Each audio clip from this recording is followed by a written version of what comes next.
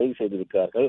தனது அடையாளத்தை மாற்றியும் தனது பெயரை மாற்றியும் சுற்றித் திரிந்த ராஜேந்திரன் என்கிற ரஃபீக் என்ற நபரை கைது செய்திருக்கிறார்கள். 2004ஆம் ஆண்டு தனது இரண்டாவது மனைவியை அவதூறாக பேசியதாக தாஜுதீன் என்பவரை அடித்தும் கழுத்தறுத்து கொலை செய்து வீட்டில் பூட்டி வைத்துவிட்டு தலைமறைவான ராஜேந்திரனை போலீசார் தேடி வந்த நிலையில்தான் அவர் இருப்பிடம் குறித்து வாக்காளர் தேர்தல் ஆணையத்திற்குரிய வாக்காளர் பட்டியலில் தேடி அவரை கைது செய்திருக்கிறார்கள். குறிப்பா ராஜேந்திரன் அவரது தகப்பனார் பரமசிவம் என்ற தகவலை வைத்து மட்டும் கடலூர் மாவட்டத்தில் இருக்கக்கூடிய அந்த 10 பேர் கொண்ட பட்டியலை தேர்ந்தெடுத்து அந்த எஸ்ஐஆர் படிவத்தை வைத்து ஒவ்வொரு வீடுகளாக சென்று பழைய தகவல்களை 2002ஆம் ஆண்டில் அவர் எங்கிருந்தார், எங்கு வசித்தார் போன்ற தகவலை சேகரித்து இவர்தான் குற்றவாளி என்பதை கைது செய்து தற்போது அவரை சென்னை அழைத்து வந்திருக்கிறார்கள். ராஜேந்திரன் கொலை செய்துவிட்டு தனது பெயரை ரஃபீக் என்ற மாற்றிக்கொண்டும்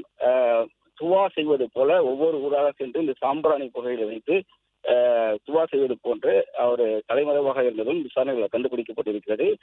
தேர்தல் ஆணையத்திற்குரிய வாக்காளர் பட்டியலில் ராஜேந்திரன் தகவல் பரமசிவம் என்ற தகவலை வைத்து மட்டும் 10 பேரை கண்டுபிடித்ததாகவும் அந்த 10 பேருடைய தகவல்களை எஸ்ஐஆர் படிவத்தை பூர்த்தி செய்வது போல போலீசார் நடித்து இவரை கைது செய்திருப்பதும் விசாரணையில தெரிய வந்திருக்கிறது. குறிப்பா பழைய தகவல்களை பெறப்போவதால் இவர் எண்ணூரில் வசித்தது இவர் பெயர் ரஃபீக் என்பது மாற்றப்பட்டிருப்பதும் கண்டுபிடிக்கப்பட்டதாகவும் பழைய புகைப்படம் மட்டுமே தங்களிடம் இருந்த போது புதிய புகைப்படத்தை ஒட்ட வேண்டும் என்ற ஒரு வரைமுறை இருப்பதன் காரணமாக புதிய புகைப்படத்தை ஒட்டும் போது இவரின் அடையாளம் கண்டுபிடித்து அவரை கைது செய்ததாகவும் காவல்துறை தெரிவித்திருக்கிறார்கள்.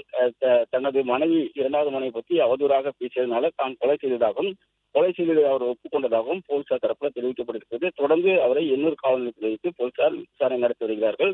எஸ்ஆர் படிவத்தின் மூலமாக ஒரு குற்றவாளி 21 ஆண்டுகளுக்கு பிறகு கைது செய்யப்பட்ட சம்பவம் உயர் அதிகாரிகள் அந்த அதிகாரிகளையும் பாராட்டு தெரிவித்திருக்கிறார்கள். நன்றி கதிரவன், உங்கள் தகவல்களுக்கு. விளம்பர இடைவேளைக்கு பிறகு